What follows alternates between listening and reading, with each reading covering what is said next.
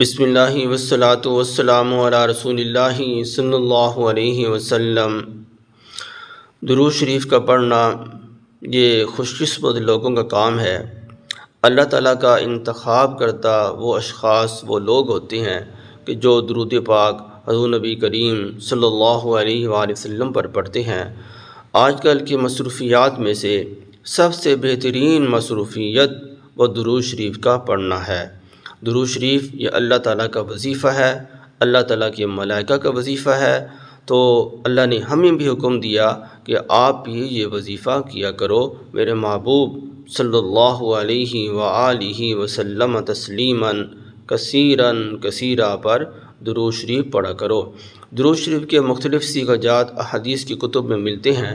تو انہی میں سے درود تنجینا بہت ہی مشہور و معروف درود ہے۔ اس کی بہت زیادہ فضیلت محدثین نے، علماء کرام نے کتابوں میں لکھی ہے۔ انہی میں سے ایک فضیلت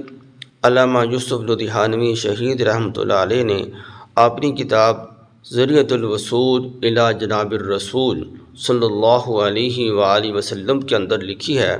فرمایا کہ اگر کسی بندے کو کوئی کام ہو، کوئی پریشانی ہو، دنیا اور آخرت کی کسی قسم کی کوئی پریشانی ہو، دنیا اور آخرت کا کوئی بھی کام ہو، یعنی کوئی مسئلہ ہو، شادی کا ہو، روزگار کا ہو، کاروبار میں نقصان ہو، اسی طرح ویزے کے مسائل ہوں، کوئی بھی مسئلہ ہو، تو اس کے ہر مقصد کے حصول کے لیے فرمایا کہ ایک عمل ہے کہ آپ عشاء کی نماز کے بعد 2 رکعت نماز نفل پڑھیں، اور پہلی رکعت میں بھی سورہ فاتحہ کے بعد 11 دفعہ سورہ اخلاص پڑھنی ہے، اور دوسری رکعت میں بھی سورہ فاتحہ کے بعد 11 دفعہ سورہ اخلاص پڑھنی ہے۔ پھر اسی طرح آپ نے 2 رکعتیں مکمل کرنی ہیں، تشہد اور دعا پڑھ کر سلام پھیرنا ہے، اور اس کے بعد آپ نے دعا کرنی ہے، اور دعا سے پہلے درود شریف درود تنجینا کو آپ نے 100 دفعہ پڑھنا ہے۔ لیکن شرط یہ ہے کہ توجہ اور دھیان سے باادب طریقے سے پڑھیں، اور بہتر ہے کہ افضل ہے کہ آپ خوشبو لگا کر درود شریف پڑھا کریں، اور 100 دفعہ درود تنجینا پڑھنے کے بعد آپ اللہ تعالیٰ سے دعا کریں۔ پہلے اللہ تعالیٰ کی حمد و ثنا بیان کریں، اور اس کے بعد یعنی قل هو اللہ احد پڑھ لیں، تیسرا کلمہ پڑھ لیں، اس کے بعد درود شریف پڑھیں، اور اس کے بعد اللہ تعالیٰ سے جو دل میں آئے، دنیا اور آخرت کی کوئی پریشانی ہو،